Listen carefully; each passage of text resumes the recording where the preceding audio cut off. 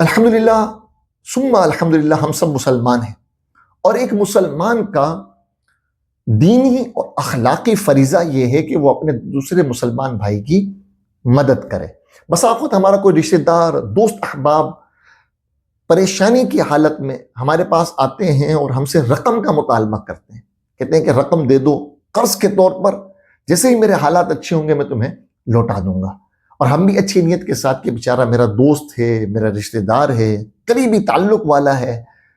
اور یہ پریشان حال ہے، تو ہم اچھی نیت کے ساتھ اس کی مدد کرتے ہیں تاکہ وہ اس پریشانی سے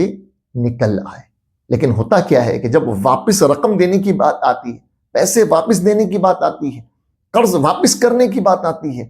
تو پھر وہ ہمارا فون نہیں اٹھاتا، ٹال مٹول سے کام لیتا ہے، رقم واپس کرنے کے لیے تیار نہیں ہوتا۔ اسی طرح بسا اوقات کسی کے ساتھ پارٹنرشپ کی، کسی کے کاروبار میں انویسٹمنٹ کی، اور وہ ہماری رقم ہڑپ کر جاتا ہے اور پھر جو ہے وہ ہمارے ساتھ دھوکہ کرتا ہے۔ اسی طرح بسا اوقات اس طرح کے بھی لوگ دیکھے جاتے ہیں کہ وہ ایک گھر چار چار لوگوں کو بیچ دیتے ہیں، اب وہ سب پریشان کہ بھائی کیا کریں، اب رقم بھی نہیں دے رہے، کوئی جواب بھی نہیں دے رہے، نہ فون اٹھا رہے ہیں، کوئی رسپانس ہی نہیں کر رہے۔ تو پھر لوگ پریشان ہوتے ہیں کہ یار ہم نے تو بہت اچھی نیت کے ساتھ اسے قرض دیا تھا، ہم نے تو بہت اچھی نیت کے ساتھ اس کے ساتھ پارٹنرشپ کی تھی تاکہ اس کا بھی بھلا ہو اور ہمارا بھی بھلا ہو، لیکن اب ہمارے ساتھ دھوکہ کر رہا ہے۔ یاد رکھیے کہ یہ صرف آپ کے ساتھ نہیں ہے، ایسے ہزاروں بلکہ لاکھوں لوگ ہیں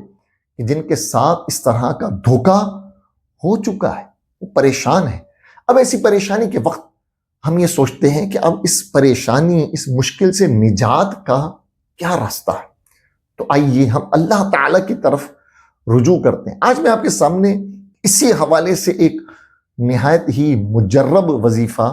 ذکر کرنے جا رہا ہوں، اور وہ وظیفہ یہ ہے کہ ہم نے مکروہ وقت کے علاوہ، مکروہ اوقات جو ہیں ان کے علاوہ 2 رکعت نفل صلاۃ الحاجت کے ادا کرنے ہیں، اور سجدے میں جانے کے بعد سجدے کی تسبیح پڑھ کر ہم نے 75 مرتبہ 75 ٹائمز ہم نے پڑھنا ہے، یا مذل یا معز، یا مذل یا معز، 75 مرتبہ۔ تو 2 رکعت میں 4 سجدے ہوں گے، تو تقریباً یہ تسبیح 300 مرتبہ ہو گئی۔ یہ ہم نے پوری اس طرح 2 رکعت نفل ادا کرنی ہے، اور اس کے بعد خوب اللہ تعالیٰ کی بارگاہ میں دعا کرنی ہے،